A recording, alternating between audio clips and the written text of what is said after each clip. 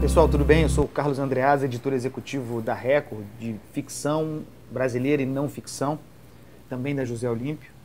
A gente vai ter esse papo com alguma frequência aqui para apresentar grandes lançamentos. Às vezes acontecem umas coisas raras, né? Eu fui a São Paulo há pouco tempo, parece uma fanfic, mas é verdade. Eu fui a São Paulo há pouco tempo e duas pessoas me abordaram numa discussão sobre política, sobre eleição no Brasil, para me dar dica de leitura de um livro. Falou, cara, Andreasa, você tem que ler o Win Bigly do Scott Adams.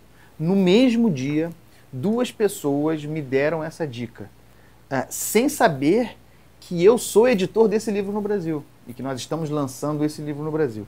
Eu já sabia do grande potencial do Win Bigly e da obra do Scott Adams. Eu sabia que havia uma potência muito grande para esse livro, um potencial muito grande para esse livro uma vez lançado no Brasil, mas ali, naquele momento, eu achei que a coisa poderia ser maior do que eu imaginava. Eu achei, vocês estão brincando, falei, vocês estão brincando comigo, né? Vocês sabem que eu sou editor desse livro no Brasil, os caras não sabiam, ficaram surpresos, me deram parabéns, parabéns, é espetacular. Todo mundo que se interessa por política eleitoral e, portanto, todos aqueles que trabalharão em campanha, todos os candidatos, mas, de modo geral, jornalistas, o mundo que transitará, que girará ao redor da campanha eleitoral de 2018, precisa ler esse livro aqui, que no Brasil ganhou a tradução, muito difícil traduzir o Win Bigly, né, seria ganhar grande, né, teve o título correto, me parece, Ganhar de Lavada, com o subtítulo que dá perfeita conta do que se trata, Persuasão em um Mundo onde os fatos não importam. O Scott Adams é o criador do Dilbert, todo mundo conhece. E, curiosamente, é um sujeito que se pode chamar de para além de liberal, no sentido norte-americano, né? Alguém que se diria, portanto, de esquerda e com um pendor libertário. No entanto, com um ano de antecedência, esse cara disse, contrariando o seu público e criando muitos problemas para si, que o Donald Trump seria o vencedor da eleição dos Estados Unidos. E começou a dizer por quê. Esse livro aqui, portanto, em que ele conta essa história, não é um livro sobre a eleição do Trump, não é um livro sobre o Trump, mas ele mostra como identificou no Donald Trump um que ele chama de mestre persuasor, uma extraordinária capacidade de convencimento, de técnicas de discurso para convencer, algumas técnicas, inclusive, de hipnose, e ao identificar aquilo com antecedência, ele viu naquele sujeito com quem não tinha a menor afinidade um mestre que tinha tudo com base nessa narrativa para vencer a eleição. E aí ele começa a dissecar, destrinchar aqui nesse livro as técnicas adotadas pelo Trump para vencer. Isso torna o livro uma espécie de autoajuda. Aliás, é um livro de autoajuda também, porque as técnicas apresentadas aqui, goste ou não, no caso de quem não está ouvindo do Trump, mas que serviram para que ele vencesse a eleição, podem ser aplicadas por todos nós para o bem, cotidianamente na nossa vida. E nós não precisamos ser políticos para isso. Aqui, então, de uma maneira, inclusive, muito didática, muito bem-humorada, ele vai contando e destrinchando os recursos do Trump. Um dos mais interessantes, e que ele explora aqui, para mim é a síntese do livro, é o tal muro que o Trump prometeu construir, separando os Estados Unidos do México. E todo mundo, aquilo virou um fetiche, todo mundo discutia, inclusive do ponto de vista físico, factível, não era possível fazer o muro, porque o terreno é movediço, o terreno é alagadiço ali, não serve, não dá. Mas o que era o muro para o Donald Trump, senão uma forma de colocar na ordem do dia, entre os seus apoiadores para o bem e os seus detratores para o mal, colocar a sua agenda como centro do debate. No final das contas, o muro não tinha nenhuma importância, como não tem, né? O muro jamais foi iniciado, era muito mais uma figura de radicalização do debate que depois seria retirado na vida prática. Mas o que ele queria dizer ali, claramente? Qual era a mensagem para o eleitor americano? Não era para o eleitor americano como um todo, mas para um determinado eleitor americano que ele sabia que, uma vez comunicado, bastaria para que ele fosse eleito, considerando o modelo eleitoral dos Estados Unidos com o colégio eleitoral. Qual era? Minha gente, a questão do imigrante ilegal é a pauta mais importante dos Estados Unidos. É o que está contido na ideia de muro. Concordam ou não? E as pessoas concordaram.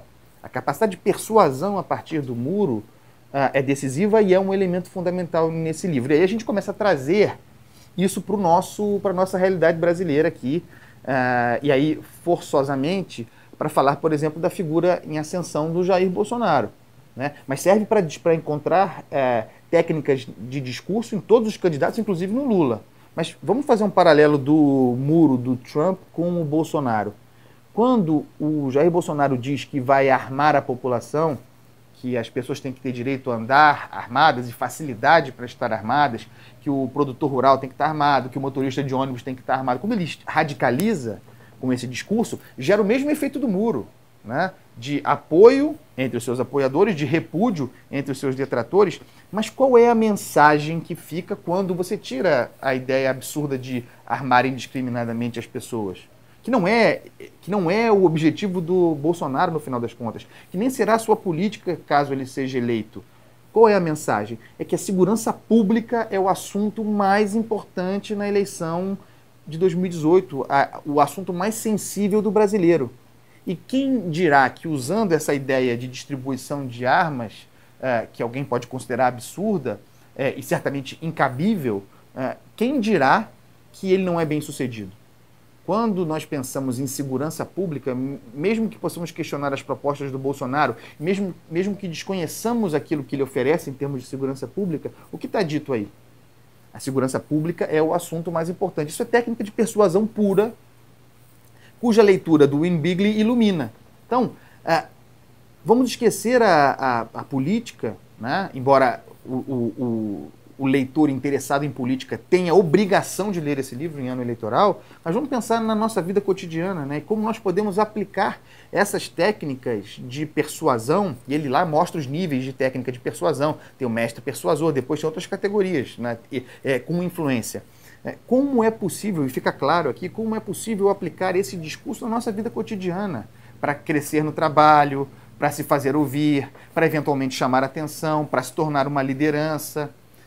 Muito, muito interessante, muito poderoso, muito divertido e causa um certo curto-circuito, porque é o Scott Adams de peito aberto, um libertário que não veria nada demais no Donald Trump, reconhecendo ali uma capacidade de convencimento extraordinária e usando aquilo a seu favor. E sugerindo que todos nós podemos fazer. E de maneira honesta.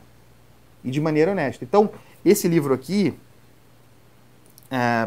eu não tenho dúvida de que será um grande sucesso no Brasil, mas o nosso grande desafio, e é por isso que eu estou aqui, é para comunicar a quem nos assiste que há aqui um conteúdo de preparação individual para a vida, né, para as dificuldades no trabalho, trabalhe com o que trabalhar, cada um de nós. Há aqui elementos para melhorar nosso desempenho. Porque hoje em dia é necessário, mais do que nunca, falar, se apresentar, convencer, persuadir. Então, ganhar de lavada, persuasão em um mundo onde os fatos não importam. Dica quente, livro vai acontecer, vai explodir e talvez ainda mais do que eu imaginava, lembrando daquela história que eu contei no começo. É uma dica quente, pessoal. É isso. Obrigado. Um abraço.